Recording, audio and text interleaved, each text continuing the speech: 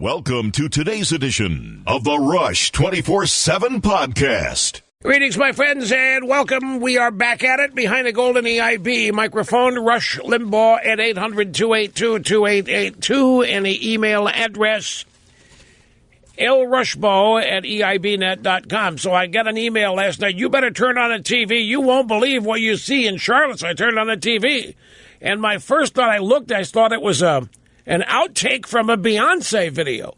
And then I figured out it was more rioting that was going on. Yeah, it's just amazing. And all of this, you know, the thing that amazes me about this, it's predictable.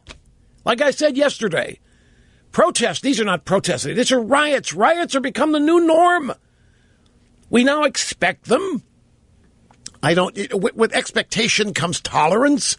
And I don't know how far down the road we are on that. But, folks, this is none of this. Well, a lot of this doesn't make any sense if you don't have a foundational understanding of what's driving these things. Some of this isn't going to make sense. We'll get to it all in due course. But I want to make some observations here right off the bat. Trump is in Pittsburgh, just finished making a speech. In fact, may still be making it. The networks have bumped out of it. But he was talking about a theme. He was speaking about a theme that he has been on a lot lately. We need to fix our wounded country. That is very succinct. It's very true. And it even possibly a unifying message. Trump has been talking a lot about unifying lately. Same time he talks about the need for law and order.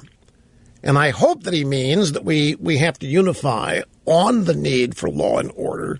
And, of course, unify means we all need to come together, but I don't know where the commonality is here.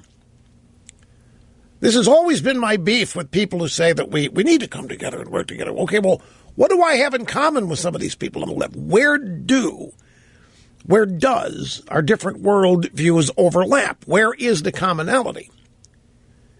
You look at what's going on in Charlotte here, and the black police chief. You have a black cop. You have a largely African-American city council. They're all being hung out to dry by the civil rights community. Well, now I should say the rioters, the protesters, the Black Lives Matter. And they're running around talking about how white people are the devils. White people not involved in this one. This particular police shooting didn't involve white people. You see, it doesn't matter. Whatever, but it should, because when this stuff first started, what they wanted us to believe, what white cops were, in essence, murdering innocent young black men, like in Ferguson, don't you know?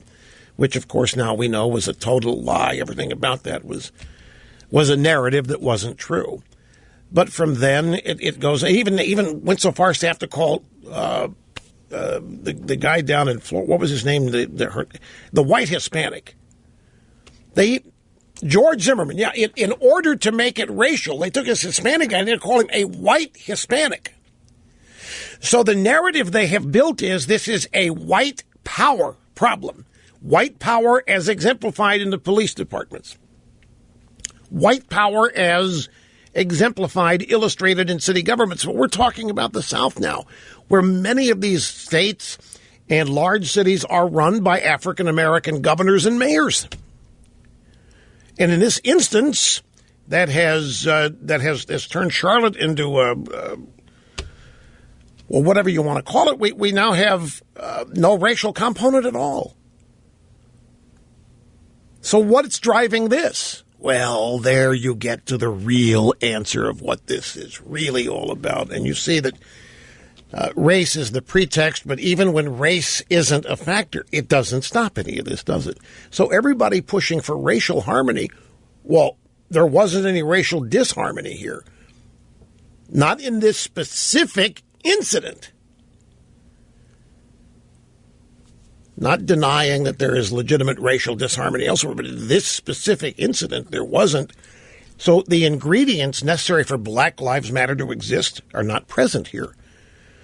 The ingredients for the angry civil rights coalitions to be fit to be tied and want to riot, they're not present here. And these clowns even went in and they looted or raided the NASCAR Hall of Fame. That's, according to Hillary, people go in there to deplorables. This is why I think that this kind of thing is going to end up backfiring on Hillary and the Democrats. Because when you get right down to it, folks, when you get right down, we're in the second term of the first presidency, African-American presidency in the country. First, we're in the last year. So we're in 8 years of the first presidency of an African-American. And they are madder than I can remember them being since Watts in the 1960s. How? Why? Where's all the hope and change? At some point, do these people rioting not have to start asking their questions of different people? Because you see, folks, when you get right down to it, I can understand some of the rage these people feel. I damn well can. I can understand why a lot of these people are mad, but I think their anger is misdirected, particularly as illustrated by this incident. If I were African American in this country, and if I lived in an inner city neighborhood like a lot of these people, I would be fit to be tied too, because I would have been voting Democrat all these years on the premise that those people are going to help me out of here, that these people are going to get even with the people that put me here, that these people, the Democrats, are going to get even with the people that won't let me out of here. And after 8 years of the most power African Americans have had in this country ever, it's worse, it's caused more anger, and it's understandable. You have to admit, folks, the anger in many cases is legitimate. You've been voting for the same people for 50 years and you are regressing. You've been voting for the same people for 50 years and you have the same complaints amplified and multiplied. I would be mad too. They're not mad for the reasons I would be mad. They're mad for made up reasons. But it doesn't take away the fact that they're mad. And it doesn't take away from the fact that in many cases the anger is legitimate. What's Hillary Clinton done for anyone? What has Barack Obama done? I don't even, did Obama even ask for calm yesterday? Yeah, me too. If he did, I missed it. Most presidents in an event like this where day 2 or night 2 is thought to be potentially even worse, you try to do what you can to tamp it down. I don't think Obama has done that at all. It's just like we've asked about Ferguson and elsewhere. We have to ask, where is Obama? Why hasn't Obama spoken out and actually told the facts about what actually happened in Charlotte? You know, the president could have shut down Ferguson if he would have just come out and said, look, hands up, don't shoot, didn't happen. Folks, I know he wasn't going to do it. I'm making a point here. I'm not longing for what could have been. I'm trying to illustrate a point to everybody here. Obama isn't interested, apparently doesn't show any, in stopping this stuff. He doesn't show any interest in correcting massive misunderstandings, which are easily disproved by existing facts. All Obama had to come out and do, there wasn't a white cop involved here. Black Lives Matter. What's going on? Who are you mad at? Are you mad at cops? You mad at white cops? You mad at white people? The brother of the victim in Charlotte claims all white people are devils. There wasn't a white person involved here. The Nation of Islam guy came out yesterday and said that everybody needs to start boycotting white businesses. Well, fine, but they don't have anything to do with this. There's not a white person involved in this incident. Is turning out the black vote so important to Obama and Hillary and the Democrats that they are willing to sacrifice another city to do it? And therein, ladies and gentlemen, lies the answer. Hillary Clinton's having trouble mobilizing the African-American voting constituency that has showed up for Obama. The Democrats, particularly Hillary, can't win. How about Obama going out there and imploring black people to vote for Hillary for him? You know what? You got to save my legacy. my legacy's in deep trouble because nobody likes it. Well, you know what? I'm really worried that my presidency isn't going to amount to anything in the history books if you don't vote for Hillary. You got to do it for me. Really? What has he done for any of these people whose anger is legitimate? You see the black unemployment rate, black teenage unemployment rate. I mean, nothing to brag about here. Serious questions. So another city on the ropes, another city's police department being gazed at from afar by the Department of Justice. They can go in and take over another one. And while we're asking questions, where are all the moderate black leaders decrying the rioting and the looting in Charlotte? Or is that like asking where are all the moderate Muslim leaders decrying Islamic supremacist terrorism? Seriously, is every African American leader as radicalized now as Black Lives Matter, or is it such that they're just too intimidated to be moderates in the face of all of this? Where's the so-called fear of the police we keep hearing about? And we keep hearing that there's massive fear of the police in these neighborhoods. The protesters seem to me to be so unafraid that they are going up and grabbing cops when they aren't throwing rocks or fireworks at them. Did you see, UK Daily Mail has a story that a guy drove through one of the protests armed. He had a gun. He was white. He had a gun. His left arm's out the window of the car. The gun's hanging down. He's got it in his hand. And the story is they let him through. Now, there's an open carry law in Charlotte, but not during a protest or a riot. You cannot carry when there's a protest or riot going on. And strangely enough, that law seems to largely be obeyed. There's some exceptions, but this guy, his little car goes right through, just driving right. Nobody did a thing to him. They backed out of the way, they made a pathway, and on he went. What are we to make of that? You mean the fear of the gun is what let the guy, that's what you mean? But the common sense prevailed. And the common sense here is, that guy's got a gun. We don't want to mess with this. Let him go. That's what you think. So you mean yet another sterling example of how the gun control attitudes of these leftists is also made pointless. Because here's a guy with a gun, and nothing happened to him, and nobody made a move on him. They backed out of the way and let the guy drive through. Now there's some arguments on social media that he wasn't really black, by the way. There's an info babe that posted this, and she's not a regular tweeter. And so now they're coming after her for, you only saw his arm. You can't possibly know what color he was. And she's insisting, not only was he white, but the other guy in the car with him was too. No, there isn't any fear of the police. What's going on here is the total lack of respect for police. But we have a black police chief. We have a black mayor. Wasn't that supposed to mean something too? I mean, in the sense of demonstrating, hey, progress is being made here. Real positions of political power are being legitimately won by African Americans. The mayor's being thrown under the bus. Not the mayor is a white woman, but the city council, the police chief, they're all being thrown under the bus. The black cop, they're all being thrown under the bus here in a supposed racial riot.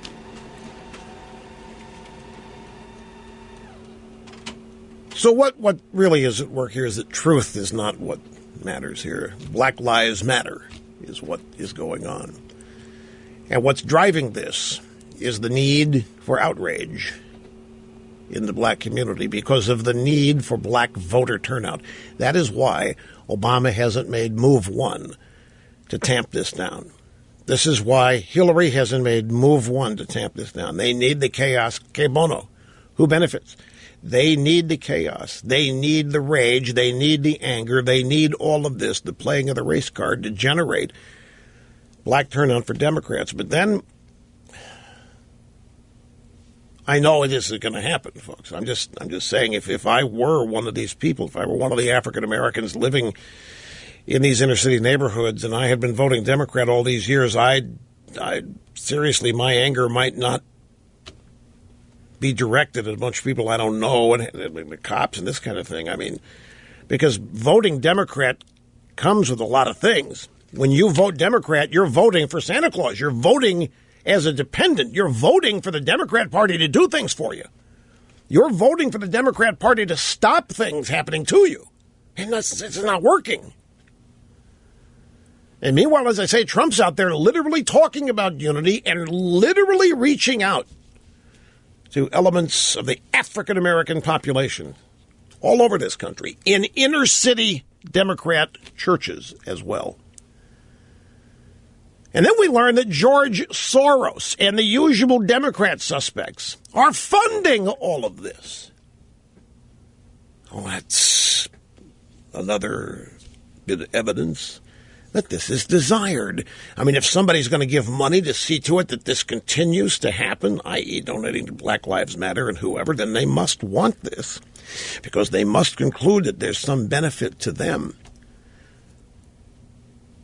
So turning out the black vote is so important to Obama and Hillary and the Democrats. They're willing to sacrifice another American city to do it. The views expressed by the host on this program, documented to be almost always right 99.8% of the time. Great to have you here.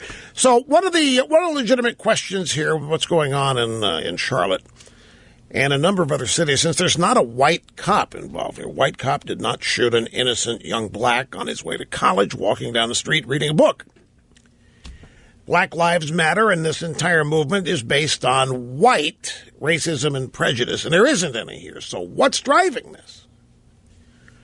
Well, when I have puzzling questions like this, I realize that it might be wise to visit certain leftist websites to find a way of thinking that totally escapes me, and I succeeded. I went to Salon.com, and I found a story that is devoted to this very subject. The headline of this story, that's a column, and I don't know who wrote this piece. Doesn't matter. They're all the same at Salon.com except for Camille Paglia. Anyway, the headline, Why Are Cops Okay with Killing Black People? Now, it doesn't say black cops, but the point of this is everybody knows that this is a black cop. Even though he went to Liberty University, it's a black cop. This piece wouldn't be written if there's a white cop. The headline wouldn't be written if a white cop had been involved. Why are cops okay with killing black people? Are you ready for the answer? Because American history teaches that we aren't fully human. So whoever wrote this is African American. And for those of you confused, why are African Americans protesting when there's not a white cop involved here? Salon can tell us. Cops of all races are cool with killing black people because American history has taught everybody that black people are not fully human. That's the justification for it. So once again, America at large at fault. America as founded at fault. And there's no way to change or fix that, folks. Back in a sec. So what we're going to see here, we're going to see an increased media presence in Charlotte. Even when we reach the time where tensions have subsided a bit, there are plane loads of drive-bys, even as I speak, probably on the way to Charlotte even now with their cameras, because they can't wait to get there. Because this is all about black turnout. This is in a specific sense. This is about winning North Carolina for Hillary. They can't believe it, folks. They can't believe where they are. They can't believe this is happening. They can't believe that Hillary isn't running away with it. In fact, grab audio soundbite number... It's the effort to keep things organized. Yeah, it's number one. Here we go. The effort to keep things organized has already begun. This is Mrs. Clinton last night in a video conference with the Laborers International Union of North America. Why aren't I 50 points ahead, you might ask? Well, the choice for working families has never been clearer. I need your help to get Donald Trump's record out to everybody. Nobody should be fooled. Why aren't I 50 points ahead? Can you believe she said that? I mean, they are all thinking that. Why aren't I 50 points ahead? She doesn't think she should have to do a job. That's the point. She doesn't think she should have to be working at all to affect this 50-point lead because Trump is such a reprobate, such a bad guy, and so horrible, and so unprofessional, and so out of it, and so not an insider that Trump would not even stand a chance. It shouldn't matter she stays in bed 4 out of every 7 days. It shouldn't matter she seizes up. It shouldn't matter she has to go to ER. It shouldn't matter any of this. Why aren't I 50 points ahead? You got to get the word out. I need your... How much money she already spent trying to get the word out? Who in the world doesn't know about Donald Trump? Donald Trump's got more name recognition than she's got. Or at least as much. There ain't anybody who doesn't know about Trump. This is, if I might succinctly remind you of something. All the way back in the primaries, I tried to tell everybody opposing Trump that you can't do it by trying to tell people who he is. They already know. Trump is more well-known than anybody else in the Republican field. He's as well-known as Hillary, as well-known as Obama. There's nothing anybody... in other words, that's not ammunition for you. Telling people who Trump is. They already know. And yet, what's Hillary want to do? And of course, it doesn't matter. She's continuing to run this playbook that is decades old, that does not account for the fact of any of the specifics of her opponent. It really is fascinating, folks, to watch this, to watch the Democrats and all of their super consultants like Bob Shrum. They really don't know what to do. They build their campaign playbook, as do the Republicans, based on time-honored experience and tradition and focus groups and marketing and demographics, all kinds of historical references, and none of that applies here, but they don't know how to adapt to it. They've never seen a game plan like this. Trump doesn't even know from day to day what the game plan is, although he's getting a little bit more disciplined about it lately. They don't know how to go up against this. And Hillary is displaying this with her shrieking plea to these union guys. Why aren't I 50 points ahead? And part of that is she's blaming them. But mostly she's plaintively asking, why aren't I 50 points ahead? Don't they know? This is mine. It's my coronation. None of that applies.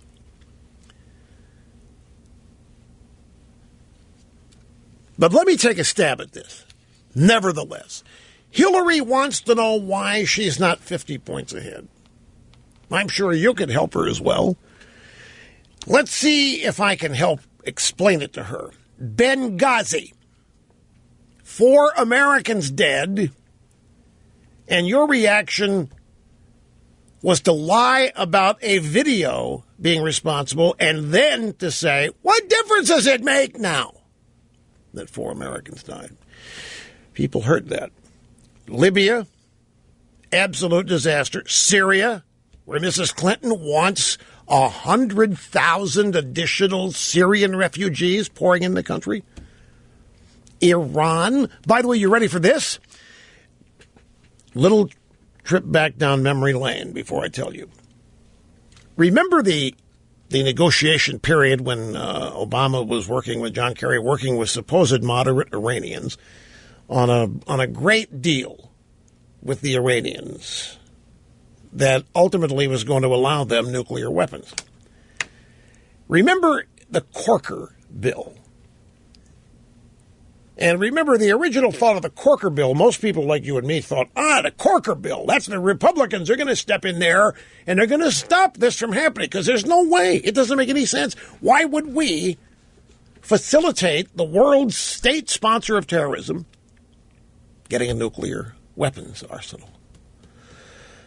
The Corker bill did the exact opposite. The Corker bill actually, by the way it was written and functioned, facilitated Obama and John Kerry getting a deal. And then we found out why. We found out why that Republicans and members of the establishment wanted sanctions raised against Iran. Iran's infrastructure was dilapidated, collapsing. Their national airline was a disgrace. We learned that Boeing had as part of the process of contributing to Republicans, had advocated for the lifting of sanctions so that the Iranians would have money to buy Boeing jetliners to replace their aging commercial fleet. Just today, or last night, I just got the news story, Obama has given the ultimate green light for Boeing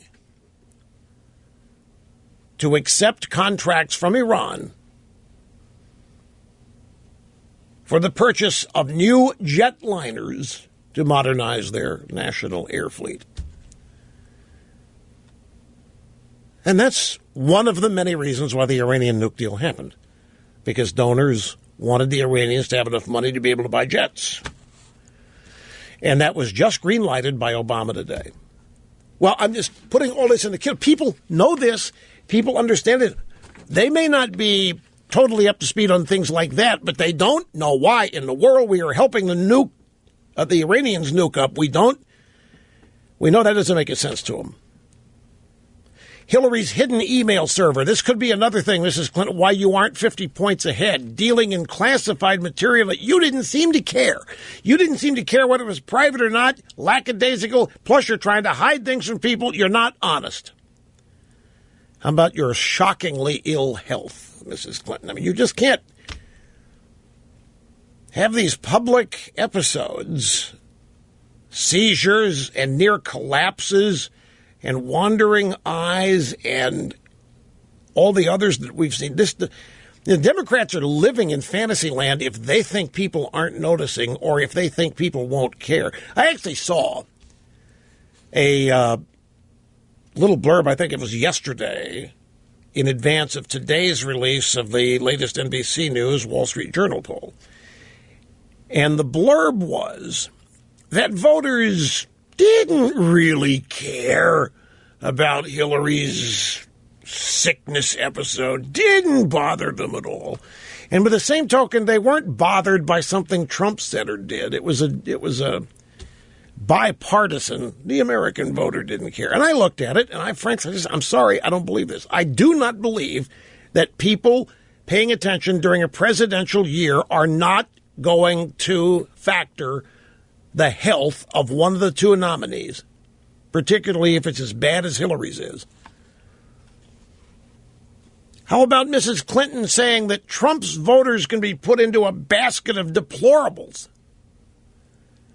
How about all these riots in the streets, smearing of local police, open borders, sanctuary cities? Her voice. I ain't no ways tired. She can't attract flies. She had another rally yesterday or the day before. Folks, the number of people were in the hundreds. The number was somewhere in the hundreds. She just can't draw flies. There is no magnetism. There is no excitement to her rallies. People don't care. She's not likable. She's not trustworthy. I could go on and on. Why aren't you 50 points ahead?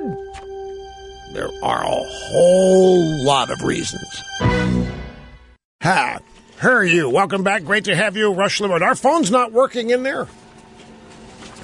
Well, what are you getting? Well, just tell me. What are you getting? Very quickly. At who? At what? Well, right. Well, okay. Well, anyway, Mr. Snerdley hasn't yet determined that a single call is worthy of being on the air yet. We're in 45 minutes into the program here, so I'm asking him what he's getting. That's inside baseball here. For some reason, he's very worried about those of you calling in and who you might be and what you might be saying. I, of course, am totally in the dark because I'm not talking to you. So grab soundbites 19 and 20. 18 and 19, sorry. I was at home last night. As I thought I was watching outtakes from a Beyonce video before I realized it was Charlotte. And I get an email from a friend ranking in Republican Party politics of some years ago, not still at the present. Said, you won't believe you have got to watch Bill Kristol on Fox. It is hilarious. Well, I didn't have Fox on, and it had already happened. So I wrote back. I said, well, what happened? I didn't see it. Well, go find it and stream it. And I said, well, this is not helpful. Just tell me what happened. So I never found out last night what happened. And I got in here, and lo and behold, Cookie had it on the soundbite roster. And it is pretty good. Bill Kristol was on with Britt Hume last night. This is 7 p.m. Eastern hour on the Fox News Channel. And Kristol is really worried. Now, remember, the note I got last night from a former ranking, not a party official, former ranking official for a particular former ranking Republican bigwig. And the note was, you got to see what Kristol did. And of course, with no more than that, so I don't know. Nothing to go on. Well, it turns out that Kristol is panicked because he's thinking Hillary might lose.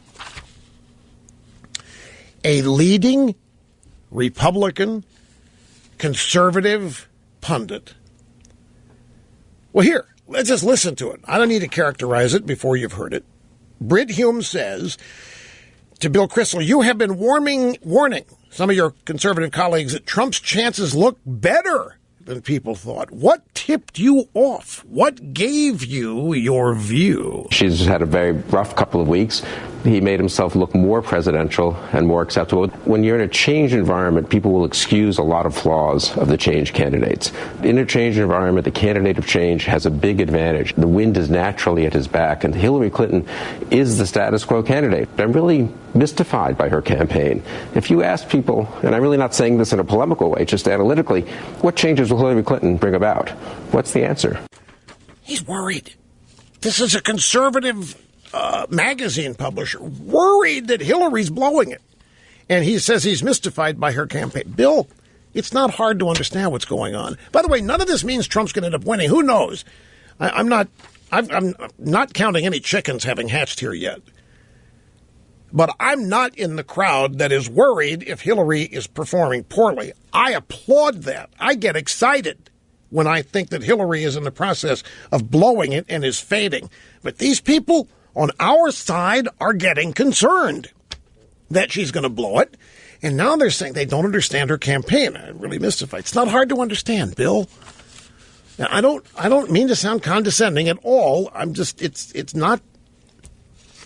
You have to step out of the political realm that we've all been in all of our lives because Trump's not in it.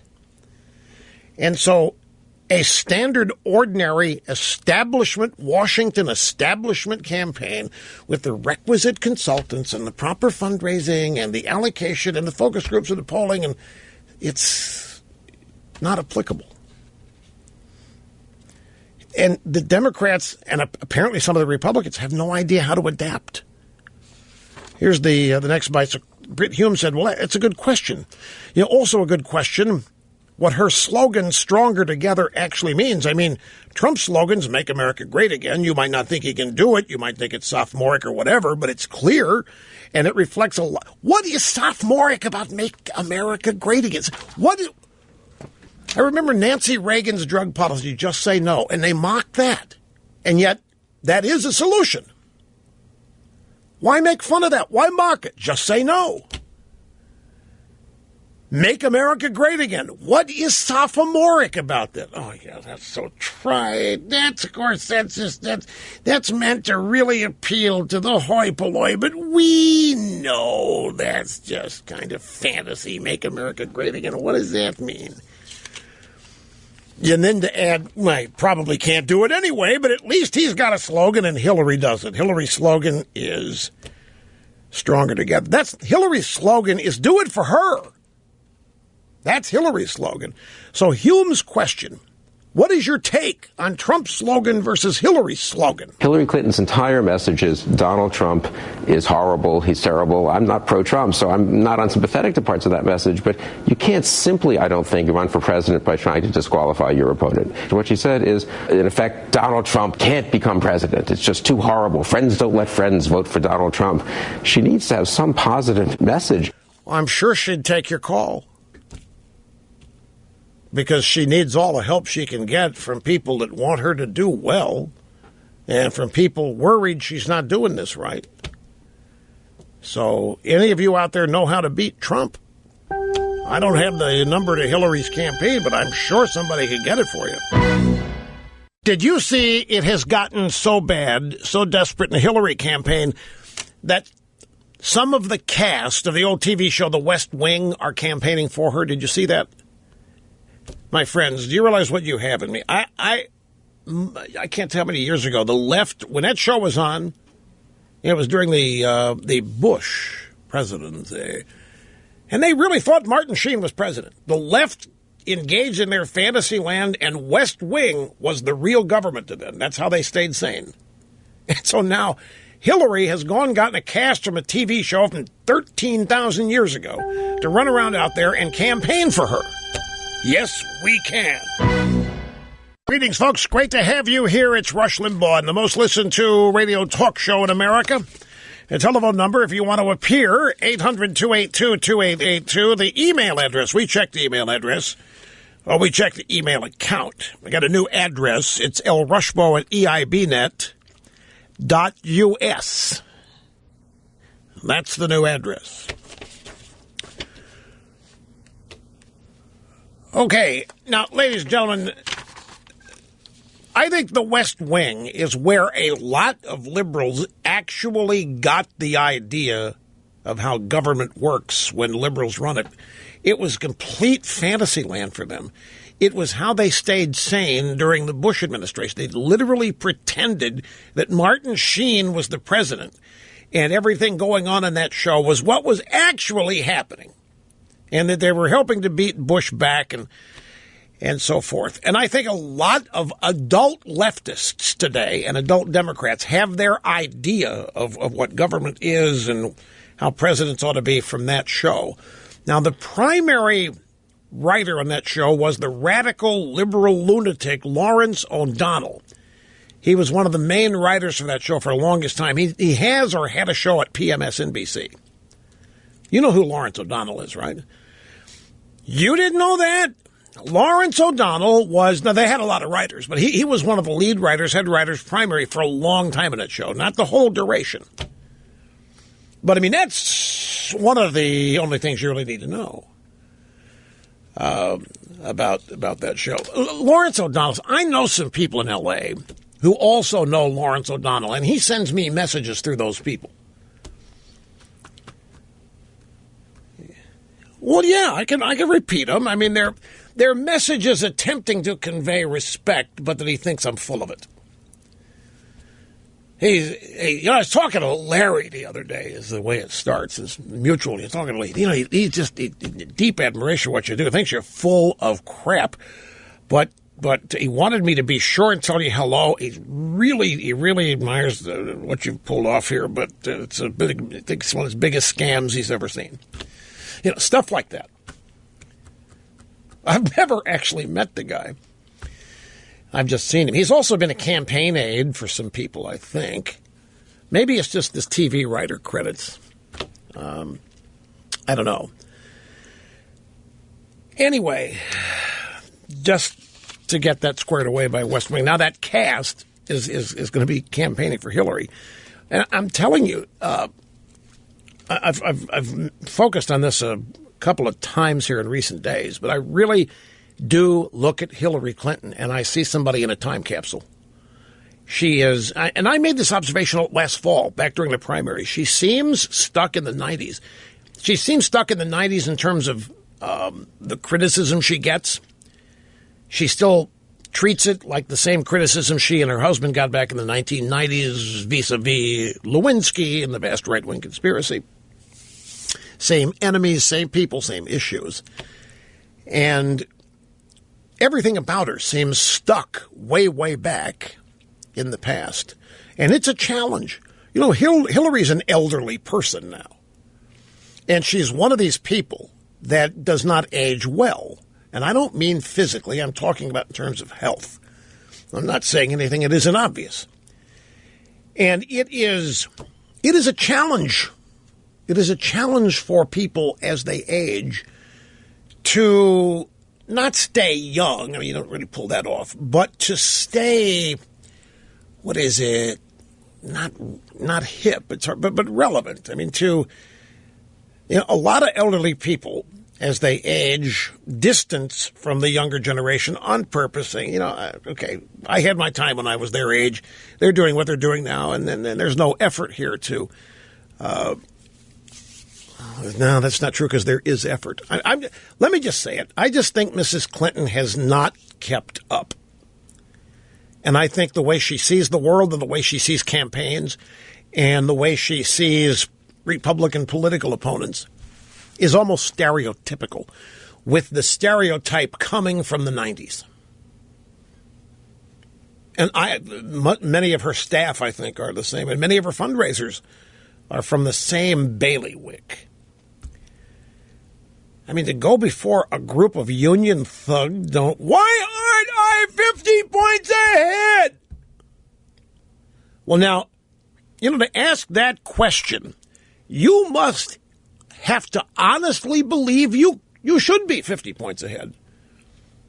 Now, who believes that in any campaign that they are going to be 50 points ahead? But she does. And the primary reason she does is because of what they think of Trump. And by extension, what they think of Trump supporters. And she's already told us, deplorables and idiots and ignoramuses who believe the economy and the country has passed them by and don't really care. And they may be right, but we're not going to do anything about it because they're not going to vote for us. So screw them. So we're just going to lump them all into this giant basket of deplorables. The left is not tolerant and they're not compassionate. And the attitudes they have toward people that don't support them and don't vote for them is not compassion and a desire to change minds. It's the enemy. We are the enemy, and we are the biggest enemy Obama and Hillary face in their minds. Not ISIS, not Iran, not Al-Qaeda, not any military opponent, not China. American conservatives and Republicans are the biggest enemy because the way they look at it, the Chi-Coms may be dangerous, but the Chi-Coms are not trying to take the White House from them. And the Iranians aren't trying to take the White House from them. But we are. And that makes us. Plus, we stand for a different cultural norm than they do. And so it's really enemy combatant time. Okay, Loretta Lynch, the Attorney General. When I saw the transcript of this, I said, this has to be a mistake. This is not Loretta Lynch. This has to be Marilyn Mosby. Does that name ring a bell, Marilyn Mosby? Marilyn Mosby was the state attorney, the district attorney in Baltimore that came out and announced that she was going to go after those cops for what they did to that nice young man, Freddie Gray. So I read the transcript here, what Loretta Lynch said at a press conference at the Department of Justice today, and I literally thought I was listening to Marilyn Mosby. Listen to this. To those who are exercising that most fundamental of our freedoms, we hear your voices and we feel your pain. To all the law enforcement officers who continue to risk their lives day in and day out to keep us safe and to protect those essential freedoms, I extend my deepest thanks and support. But finally, I urge all Americans to ask themselves what they can do to contribute to the more peaceful, the more perfect, and the more just union that is our shared heritage, that is our mutual responsibility, and that is our common goal. All right. So the first people she acknowledges are the protesters, just like Marilyn Mosby did. I feel your pain. I hear your demands for no justice, no peace. But you got to get out of the way so that I can do the justice part of that. Well, here's Loretta Lynch. To those exercising that most fundamental of our freedoms, you rioters, we hear you, and we feel your pain. Pain? What pain? They are the ones inflicting the pain. I mean, they even attacked a CNN journalist. Can I go through some of the headlines here for you? I have the right stack here. I put the right. Now, some of the headlines from the UK Daily Mail are precious about what's going on there. I know. There was somebody shot by a cop, but we already been through that. It was not a racial incident. Here we go. War zone in Charlotte. White man begs for mercy as he is beaten while a reporter is nearly dragged into a fire by rioters, as people are told to stay home from work after the police shooting of a black father.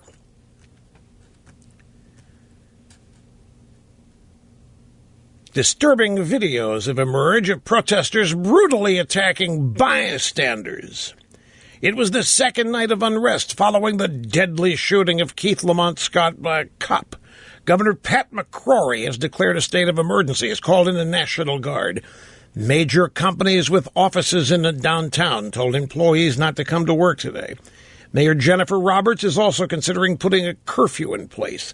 She also said that Scott's family will be shown video of the police shooting today.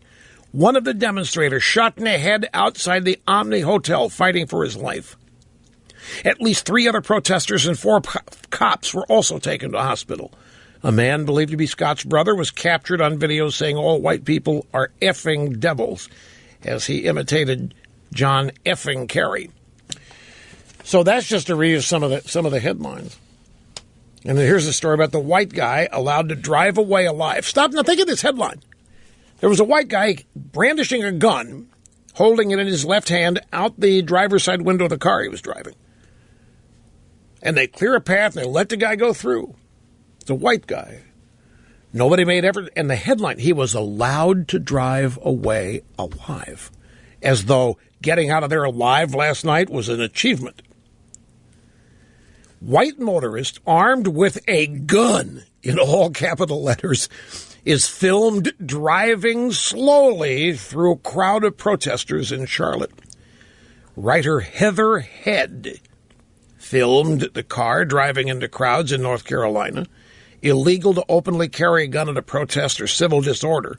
But this guy did it anyway. State of emergency has been declared in the city in the midst of chaos. Headlines go on. So, Loretta Lynch, with her press conference, first acknowledges the protesters exercising the most fundamental of our freedoms. We hear your voices. We feel your pain. And then she acknowledges law enforcement. And then, finally, I urge all Americans to ask themselves what they can do to contribute to the what's the rest of America got to do with this? I urge all Americans to ask themselves what they can do to contribute to the more peaceful, the more perfect, and the more just union that is our shared heritage, that is our mutual responsibility, and that is our common goal. Yeah. Well, who would do that? Oh. I see what you're saying.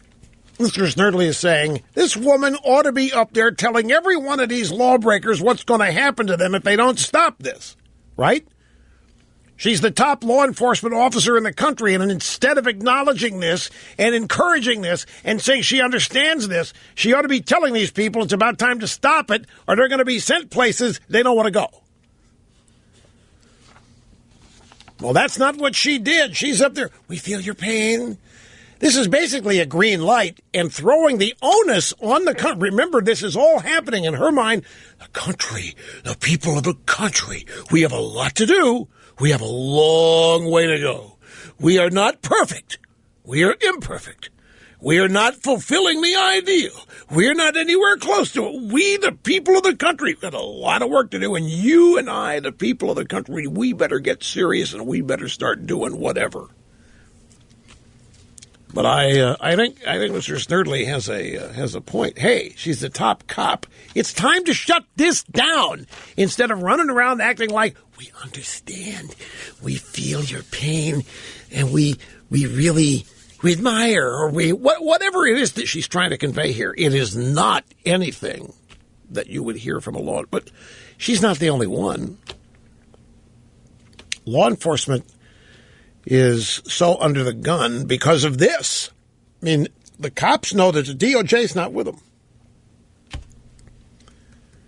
Or let's put it this way, the cops, you can understand them wondering whether or not the DOJ is with them. When she goes out and acknowledges the protesters and says, hey, we totally get what you do. We understand it. We feel your pain. If you run Black Lives Matter and you hear the Attorney General come out with a statement like that, what's your reaction going to be? Green light? I think you've been green lighted. Story from yesterday I didn't have a chance to get to.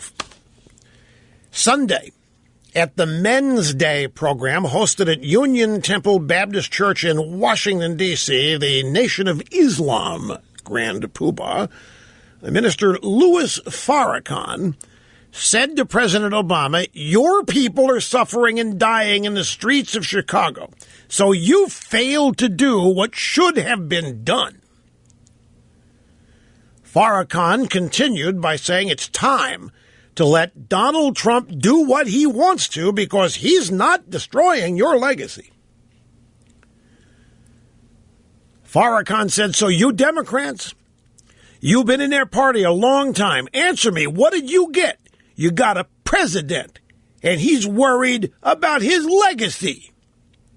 You want Hillary to get in to protect your legacy because Trump said the minute he gets in, he's going to reverse the Affordable Care Act because that's your signature achievement. To show you how hateful the enemy is, he hates that you achieve what you did achieve. So he said, I'm going to tear it up when I get in. So he don't want his legacy destroyed. Mr. President, let the man do, if he get in, what he wants to because he's not destroying your legacy. If your legacy's bound up in health care, that only affects a few million people, and they're trying to make it really difficult for those of us who signed up. But that's not your legacy. I want to tell you, Mr. President, you are from Chicago, and so am I. I go out in the streets with the people. I visit the worst neighborhoods. I talk to the gangs. And while I was out there, they said, you know, Farrakhan, the president ain't never come. Could you get him to come and look after us? That's your legacy, Mr. President. It's in the streets with your suffering people, Mr. President. And if you can't go and see about them, then don't worry about your legacy. So Calypso Louis just unloaded on Obama on Sunday,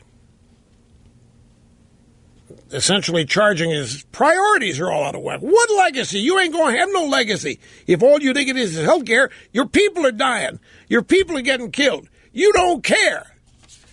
And then Douglas Wilder of the noted Wilder Effect, the former governor of Virginia, has come out and trashed Hillary, claiming she takes the black vote for granted. Details coming up.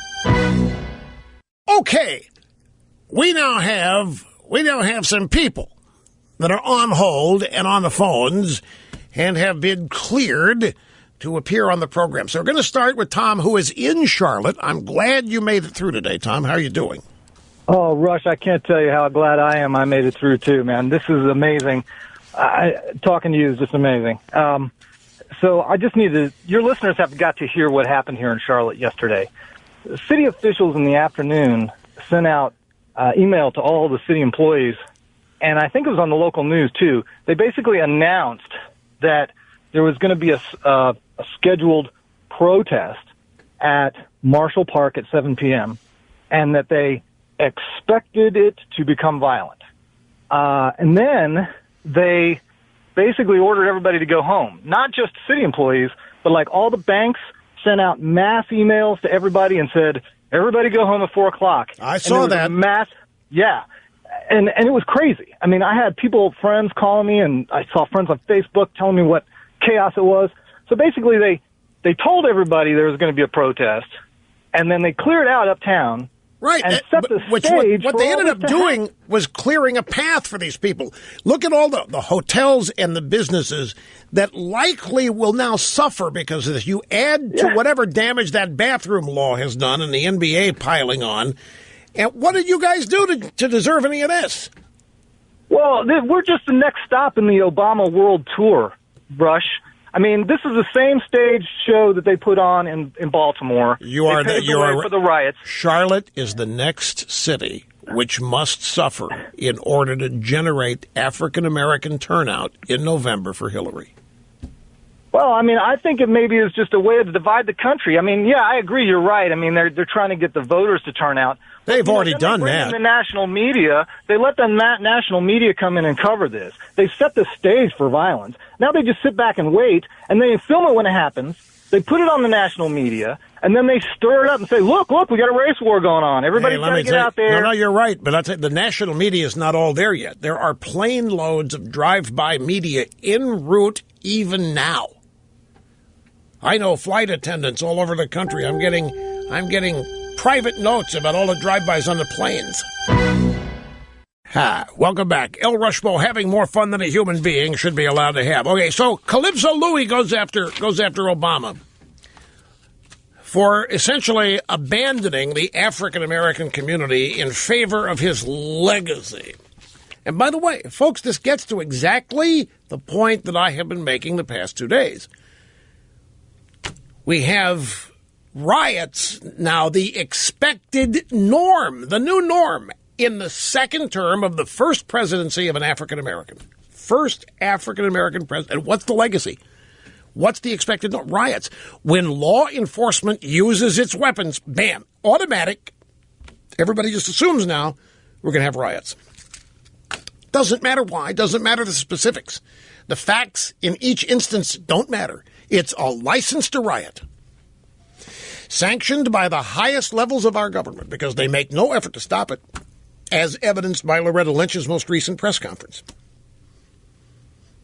As I say earlier, if I were African American and living in an inner city or part of an inner city like Charlotte, wherever, I'd be mad too, folks. So would you.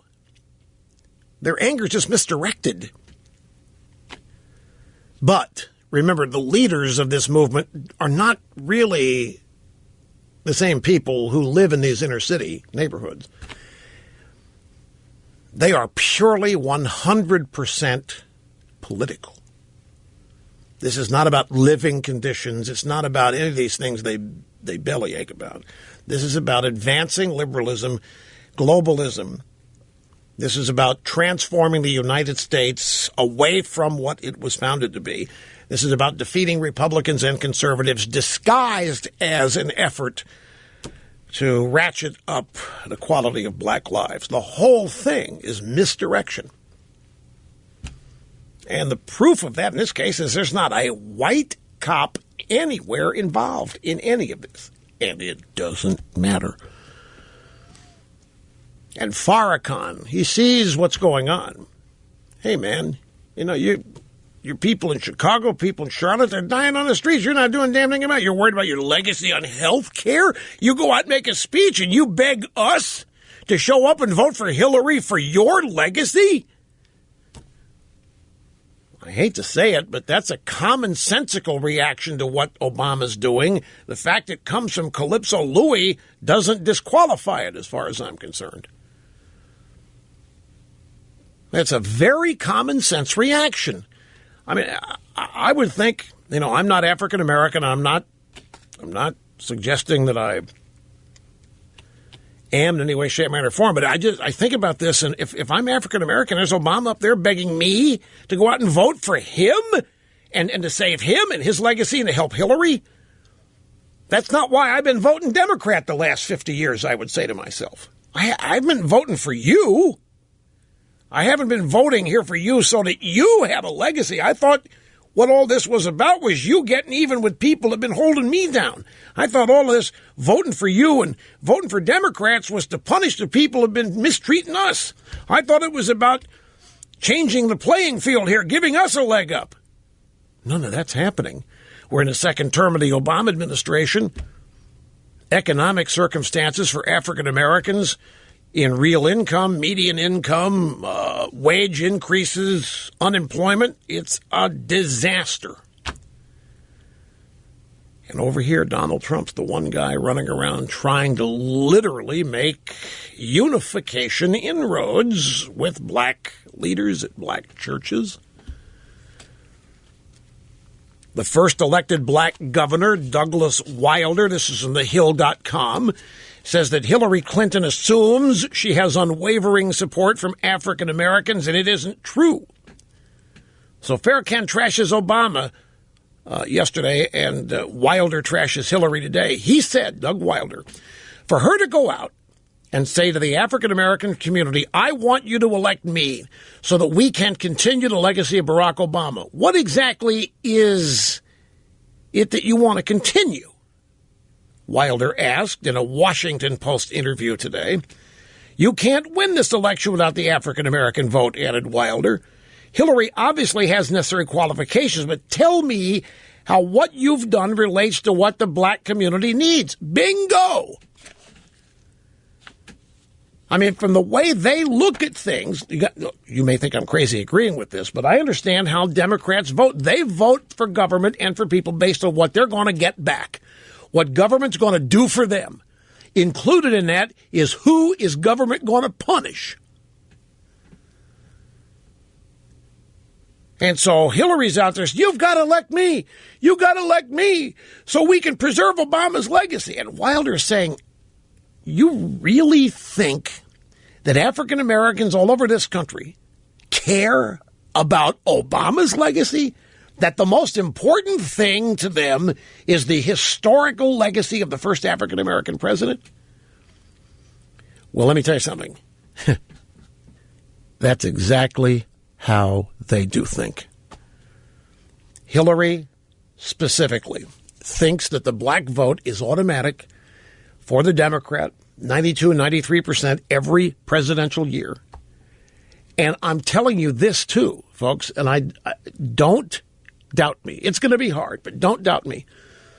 The Democrats so consider the African American vote automatic. They, I am convinced, really do believe that the African American vote is focused on the preservation of Democrat leaders. I think they're that far gone. I think they really think there is hero worship in all these constituency groups. And they vote for the Democrat to help the Democrat.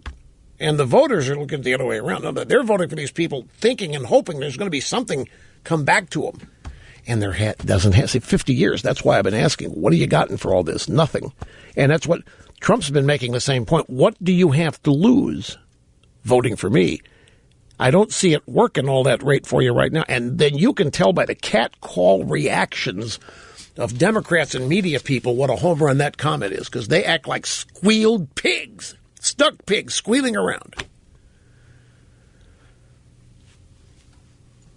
So it's not hunky-dory out there, and there's resentment seeping in, and the Black Lives Matter protests and all this sort of stuff.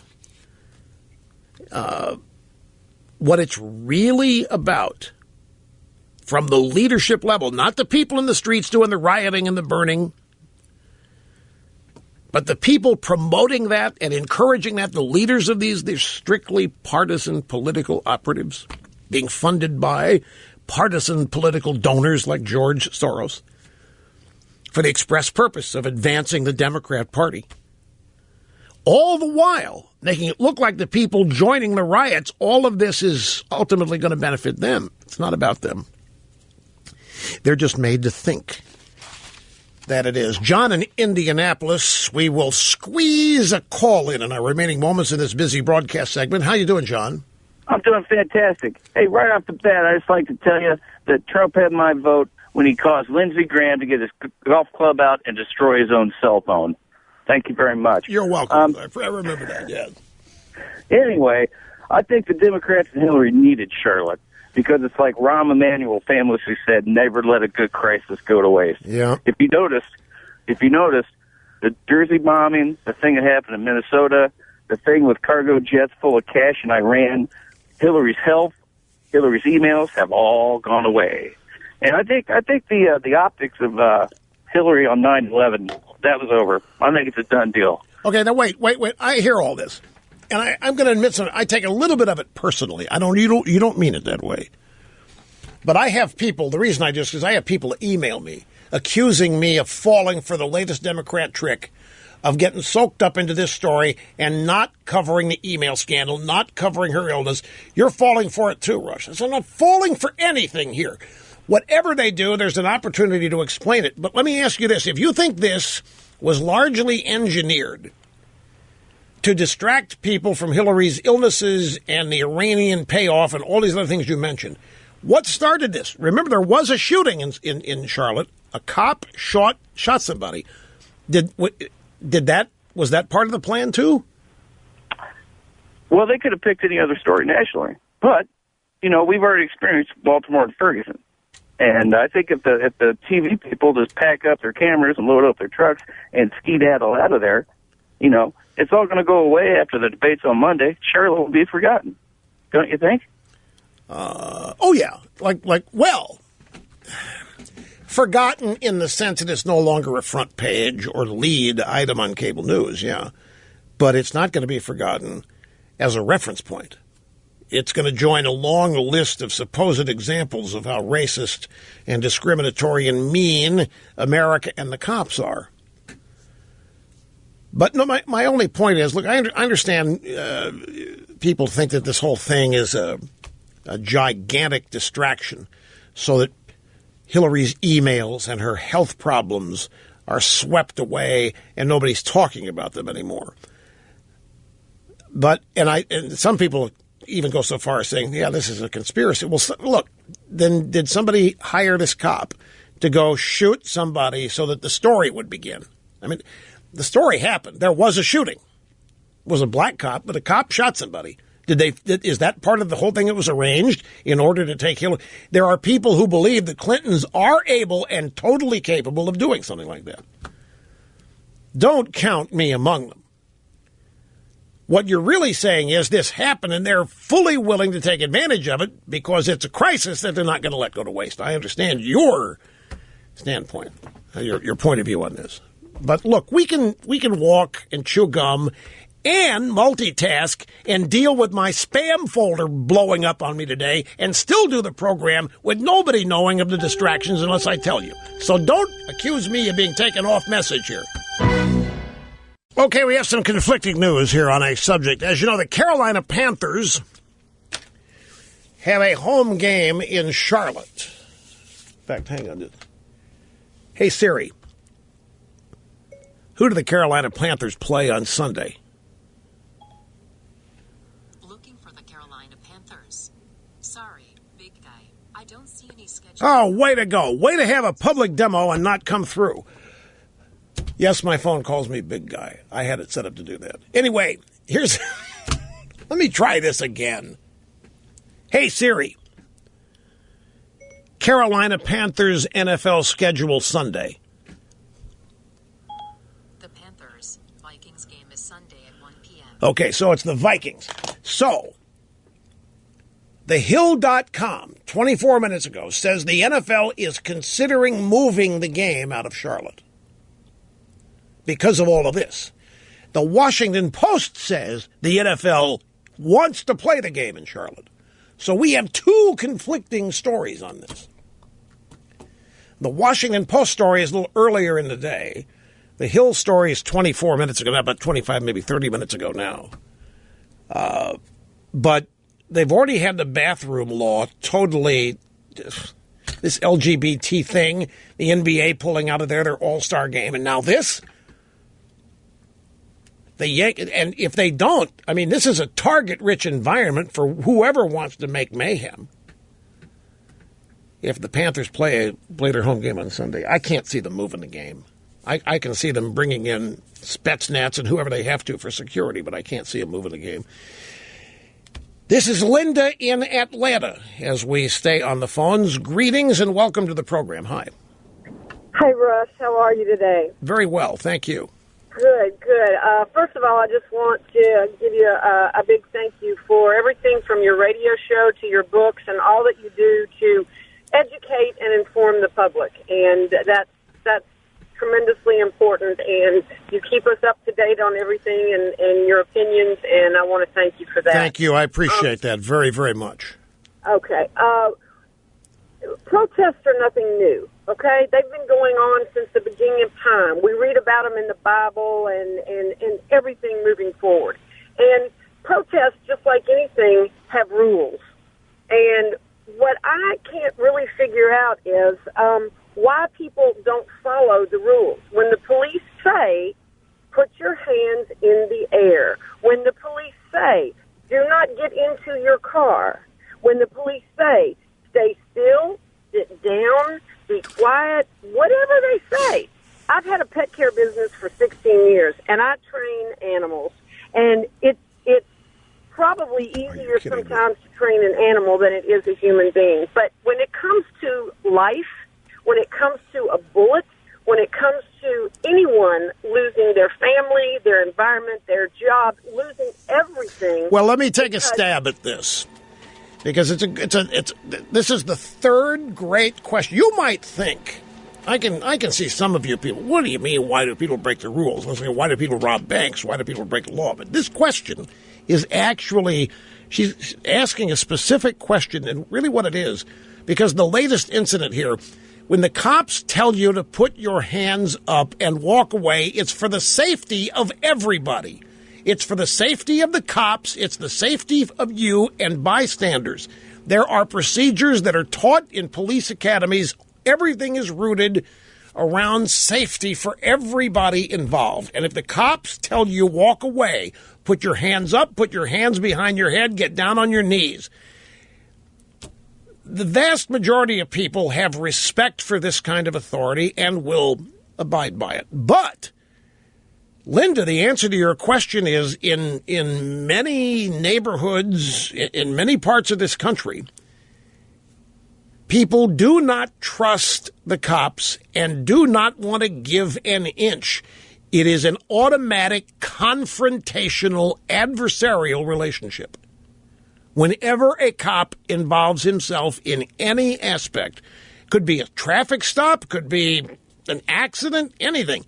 When a cop's involved, some people instinctively, because of either the way they've been raised or their life experiences, it becomes adversarial, and it becomes a game of stare down. And you have people who will refuse to give an inch. They will refuse to be put on the defensive by a cop especially. It's manly to stand up to the cop. It's manly to call a cop a name. It's a lot of it is cultural. And it's the answers to this question are deep, and the solutions to it are even deeper than that. But that's the surface answer for you. And I would delve deeper.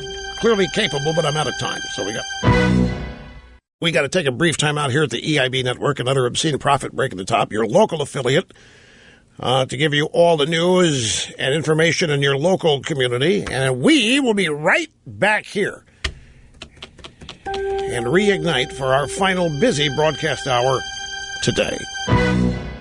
Okay, here it is from thehill.com. NFL may move game out of Charlotte due to protests. Greetings, my friends. Welcome back. Rush Limbaugh behind this.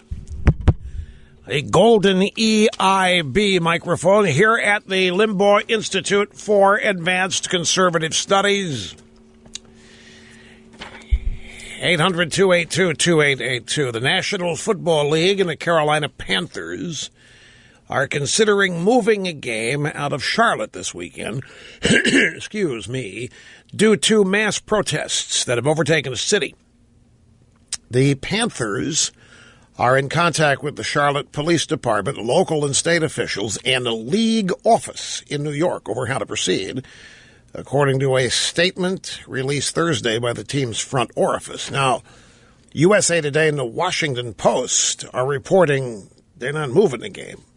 They are going to play the game. If they have to get the Spetsnaz in there or whatever security services to protect people, they're going to do it. They don't want to move this game. The last thing in the world they want to do is move this game.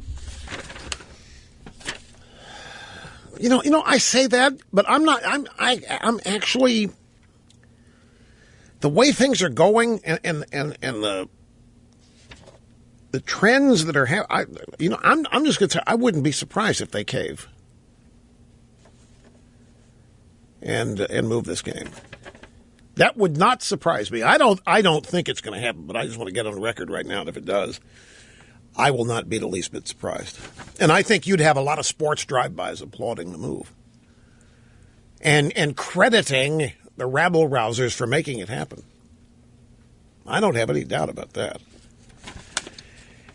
A Charlotte Panthers spokesperson said, we're in contact here with government officials, the Charlotte Mecklenburg Police Department, and the NFL.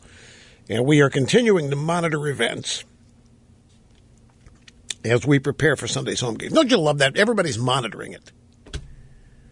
Yeah, we're monitoring events here, and we're taking a temperature of everything, and we're looking very closely. What do you mean monitoring events? What more do you need to know? The Panthers, as we learned mere moments ago, are scheduled to face the Minnesota Vikings at 1 o'clock at Bank of America Stadium. That's a reason to protest right there, the name of the stadium. It's Bank. An evil bank. Bank of America to boot. Ooh. Double reason for getting mad. Double reason for hatred. You realize that they did... You think I'm laughing? A joke in Major League Baseball. Do you remember they canceled 2 Baltimore Orioles games in the Freddie Gray aftermath, and they played 1 game and didn't allow the fans in there. They played a game at Camden Yards, no fans in the stands, as a security measure.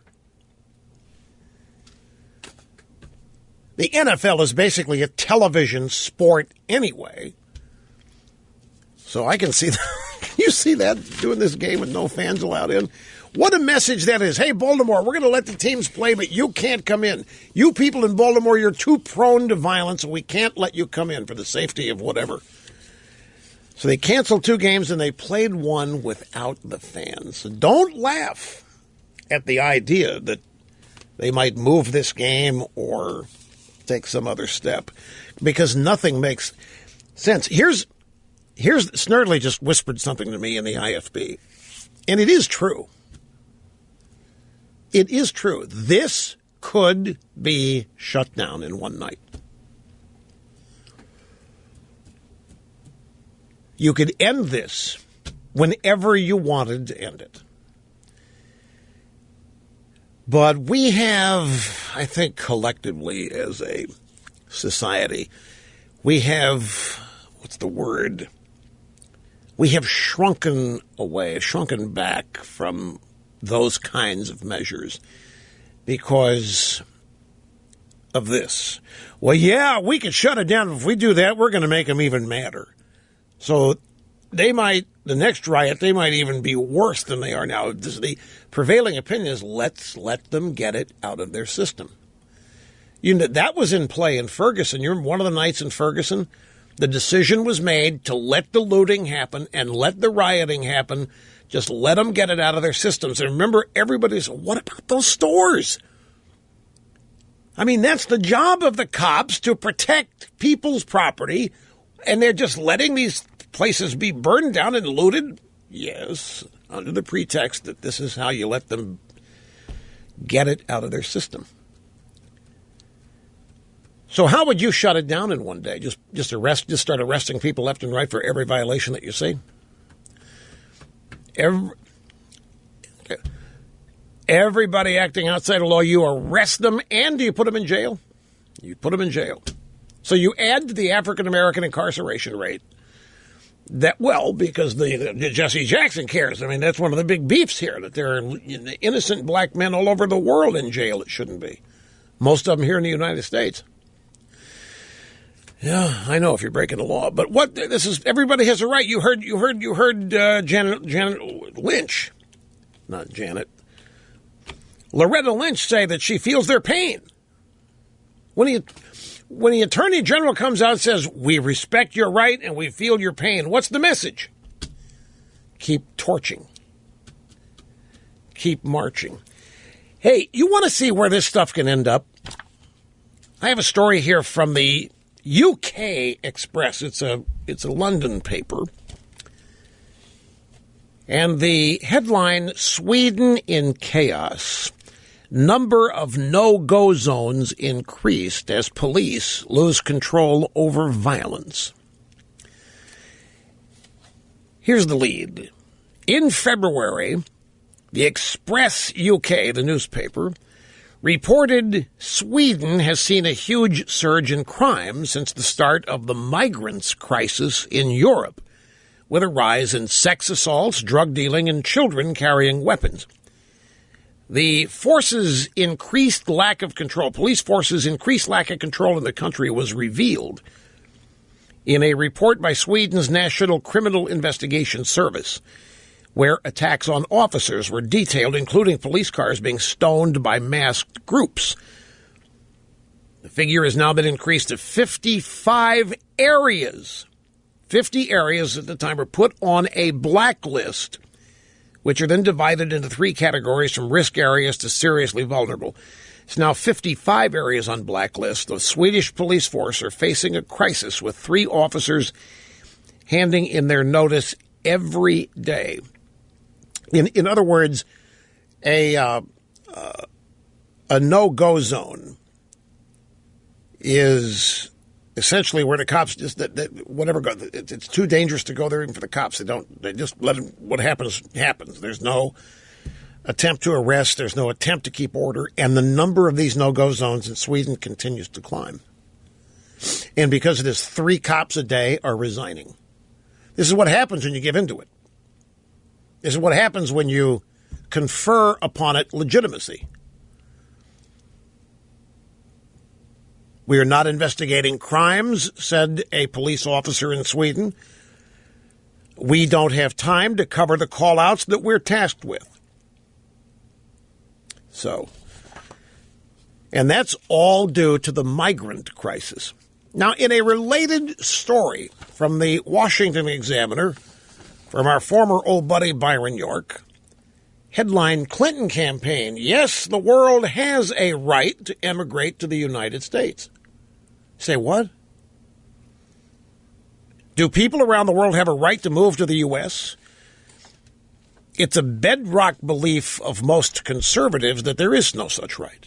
The U.S. sets its own immigration policy, admits whom it chooses, and foreign nationals in foreign countries have no right to enter the U.S. But now, Hillary Clinton says there is such a right, at least if a tweet from her campaign headquarters can be taken as a policy statement. Here's what happened.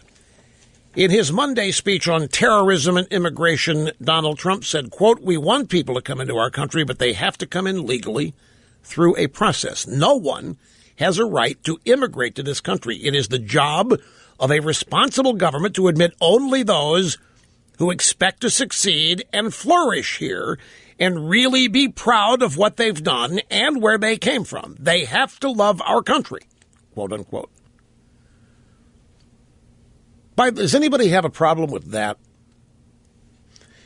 I remember back in the 90s, I announced a Limbaugh version of foreign aid. Back in the 90s, when budgets were the subject of the day and how spending was out of control. Notice how, by the way, that's now a new norm, too. Out of control spending? Yeah, you just expect it. And a lot of people said, well, we really need to cut back on the foreign aid budget. We're giving way too much money away to these foreign countries that don't like us. And I said, it's not that much money. We can eliminate it, and it wouldn't make a difference anybody could notice. But I said, theoretically, I agree with you. I said, here's what I would do to revise foreign aid. You want to get foreign aid? You have to love America. You have to openly profess your love for America. You have to respect America. And then you have to express your gratitude for the aid we give you. And if after we give you aid, you start criticizing us or undermining us, we're going to pull the aid package away. And you're going to be on the excrement list, and you're going to be on for a minimum of 5 years. You have to have 5 years of great pro-American behavior and statements before you can get back in our good graces and get back in the foreign aid gravy train. That's what I said I would do. It was met with resounding applause by my TV audience and virtually anybody I shared it with. And I hear in what Trump's saying much of what I said. Hey, we love immigration, but we want people to come here who want to be Americans. We want people to come here who love America, who want to be part of this country, who are proud of who they are and love America. Is there anything wrong with that? Is our immigration policy because of our Constitution? Does it have to be a suicide pact? Do we have to allow people into this country who hate America to show what great people we are? To demonstrate our principles, to demonstrate our commitment to freedom, do we have to open our country up to people who hate it and want to undermine it? I don't think so, but many on the left think that's the test. Yeah, you really committed to freedom? Yeah, are you? Well, will you let people in this country hate America? Yeah, if you won't, then you don't believe in freedom. That's what some of these cockamamie local weeds on the left say. After this speech that Trump gave, the Hillary campaign in Ohio tweeted out the story of a Libyan who came to the United States on a student visa in 1994, was not able to renew it, and simply stayed in the country illegally. He didn't live in the shadows. He settled in Dayton, founded the Islamic Federation of Ohio and the Islamic Center for Peace. After 20 years, he received permanent residency in 2015. In the story headline, Donald Trump would have kicked my family out of the country. The man's son, whose name was given as Mohammed G., wrote, there was no way that I could let a person that disrespects my father and other immigrants win the White House. On Monday, the Clinton, Ohio campaign tweeted Mohammed G's picture with Trump's quote, no one has the right to immigrate to this country. The campaign added, we disagree.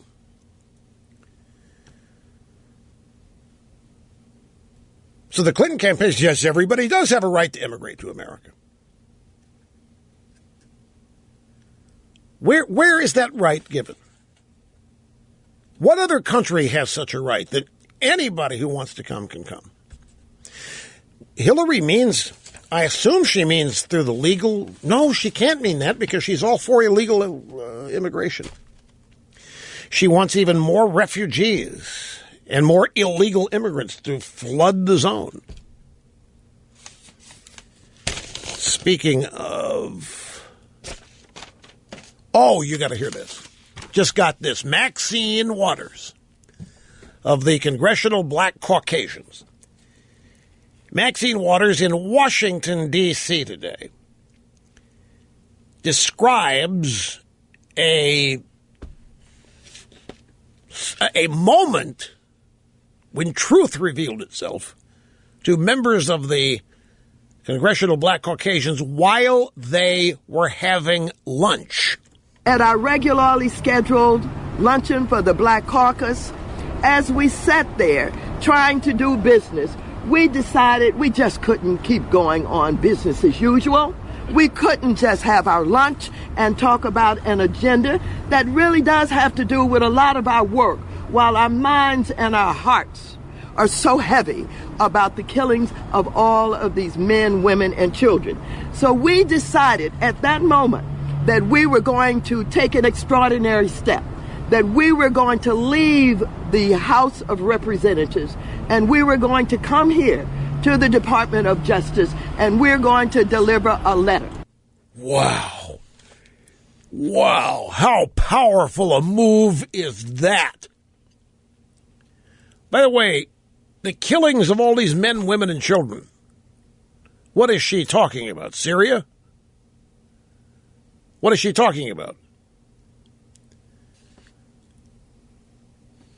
Well, I know that, but what women and children were killed in Charlotte? Oh, she's not she means collective. Oh, all of the men, women, and children killed all over the place all the time. Oh. Okay, so whatever. She and the Congressional Black Caucasians were in their private dining room. They were having lunch. And apparently a wave of guilt swept over them, because they were having their fine lunch in the Congressional Black Caucasian dining room, which probably the Congressional dining room and a private room of the Congressional dining room, the Black Caucasians were having lunch. And some guilt swept over. Here we are. We're having our foie gras and our lobster-laced, coconut-covered shrimp bites. And men, women, and children all over the world are being killed. We don't deserve to be here, so we're talking about an agenda here that, yeah, but it pales in comparison to these murders going on out there. So we decided to do something. We ordered something else. It was a Chateau Latour 82. And then we wrote a letter and we walked over to the Justice Department.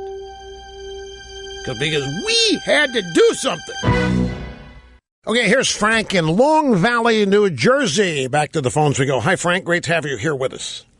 Great to talk to you again, Rush. I have the answer for you and for all the establishment Republicans and Hillary Clinton on why they all lost and why she's going to lose. The reason that Trump is winning is because he's the first Republican to run a progressive Democratic-style campaign. See, the Republican ideas will win, but what we've lost, and the reason we've lost over the last 3-4 cycles, is because we don't separate the election from governing. You've got to win the election first. Yeah. You can't govern unless you win. And he is slashing and burning and destroying everybody around him to win. That's what progressive Democrats do. They use propaganda. It's propaganda first, ideas second. I'm not saying he's propagandizing and he doesn't believe in his ideas, but what he's doing is he's using the propaganda short-term slogans. He's running a progressive Democratic-style campaign, and Hillary doesn't know how to react to it. 16 governors, congressmen, and senators had no clue. They got blown up because of it, and no one reacted to it yet. And he's going to win because of that, because the majority of the people want conservative Republican ideas. The problem is, so like I told Romney, I had a private breakfast with Romney. I said, if you don't separate the election from governing, you're going to give a great concession speech, but there's never been one concession speech, never been one policy enacted with a concession speech. Okay? Right. Okay, I get it. Folks, he's answering a question that I asked in the first hour of the program. You might be scratching their heads, but he's got a good answer here. I will explain the context of this after we get back from the break here at the bottom of the hour. It's worth it, as it always is, so hang in there. Okay, our last caller, Frank from Long Valley, New Jersey. He said he thought that I had said I didn't understand what Trump was doing, how Trump was winning his campaign, and that's not what I said. I was commenting that we just played some sound bites from Bill Kristol, who was on the Brit Hume show last night on the Fox News Channel. I didn't see it last night. I was advised it was happening, but I wasn't given any details, so I didn't check it out till today. Kristol is obviously for Hillary, and he's very, very concerned that she's blowing it. Yes, you heard right. Bill Kristol of the Weekly Standard is very concerned that Hillary's blowing it, and he doesn't understand why she's running her campaign the way it is. Yes, Bill Kristol, yes, that's what I said. Yes, the same, one and the same, exactly right. Okay, so I was endeavoring to explain that these establishment people do not understand what Trump's doing because they live in their bubble where campaigns are run by consultants and candidates do what's expected. They come up with policies that are expected. They do personal appearances expected. They have consultants. They run ads. Everything is expected, and Trump is not part of that. He's never been in that world, and he's not functioning that way. And it's like a game plan from an opposing team that they can't plan for. They've not seen it. They've not planned for it. And so Hillary is stuck running what's always worked for Democrats, and it's not working on Trump. And they're all flummoxed by it. I was attempting to explain why. they don't understand the Trump campaign. It's more than just that Hillary's stuck in a time warp, which she is. It's that they really don't understand it. And the hubris they have, the arrogance and conceit that they enter this, is that they are the establishment, and they are the experts, and they are the professionals. Trump's this outsider, bumbling idiot boob, has no idea what he's doing. That's why she's running around saying, why aren't I 50 points ahead? She means it. So I was endeavoring to explain it. Now, Frank's stated reason, he was trying to explain to me because he thought I didn't understand it. He said, Trump's doing what the left does. They're running. Trump understands that the campaign's different from governing. You do whatever you have to win. It doesn't matter. And then when you get into office, then you do what you're really going to do. And you don't campaign on stuff that's going to lose, like Romney did and like McCain do. You don't campaign on things that are going to lose for you. You campaign on things that are going to win. So Frank's point was that Trump's running elements of a progressive or Democrat campaign in terms of government action here to do this and government action doing that, because the conventional wisdom is the majority of Americans have now concluded that that's the purpose of government, is to do things for people. He implied, maybe I inferred, but I think he implied that in the process, Trump may be skirting around the edges of the truth. I think that's one of the things Trump isn't doing. I think Trump supporters think he's telling them the truth. I think Trump's supporters believe he means what he says, with latitude. They have a lot of latitude, but they trust that Trump is who he says he is, that he wants to make America great again, and they trust that Trump understands why America isn't great for the same reasons they think it isn't. Trump has a lot of latitude and leeway on if he makes a gaffe. His gaffes are not held against him because his supporters are not interested in finding flaws and disqualifying him.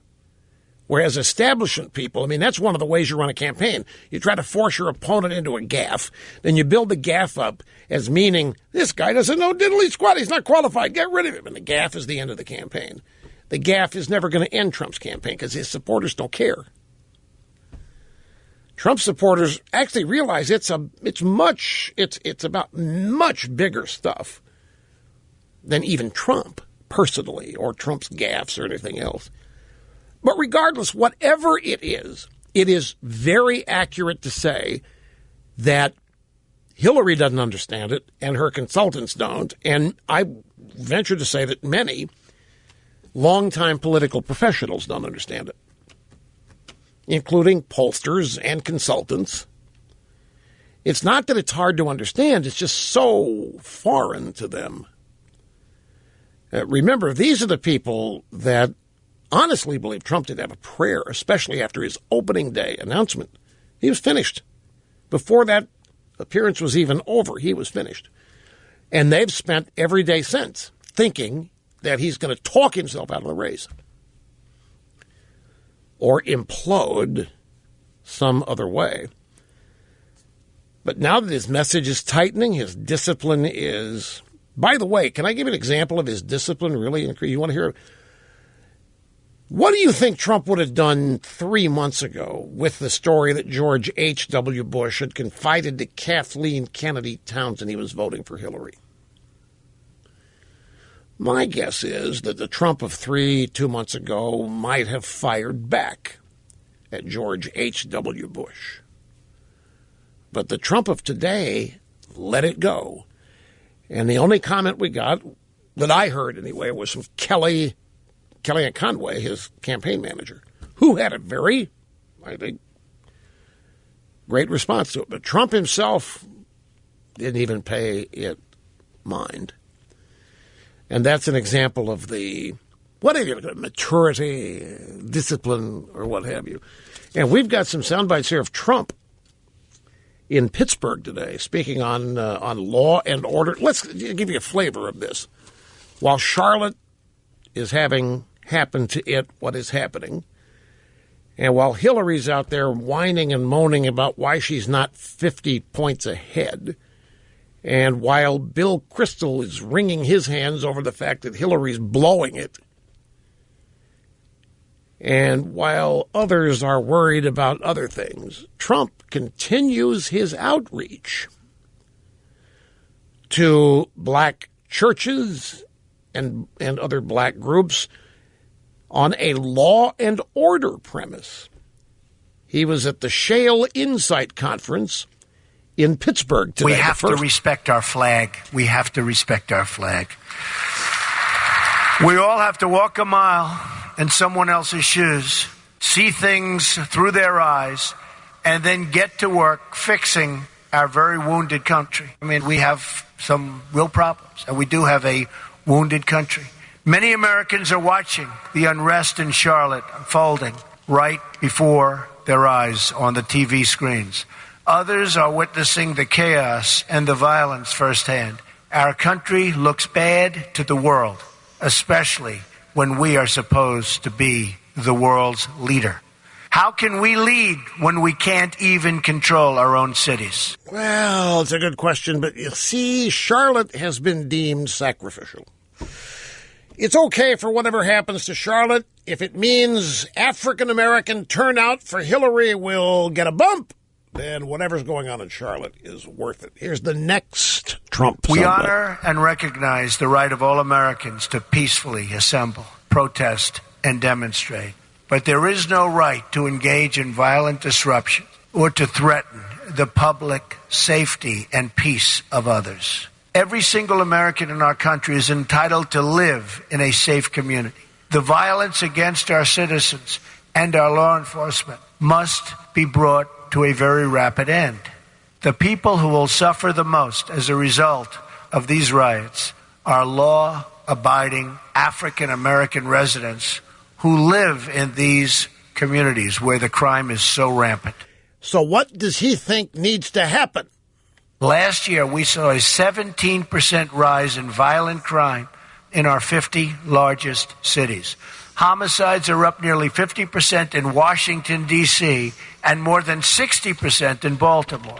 More than 3,000 people have been shot in Chicago so far this year from January 1st. Can you believe that? Nationwide, approximately 60% of murder victims under the age of 22 are African American.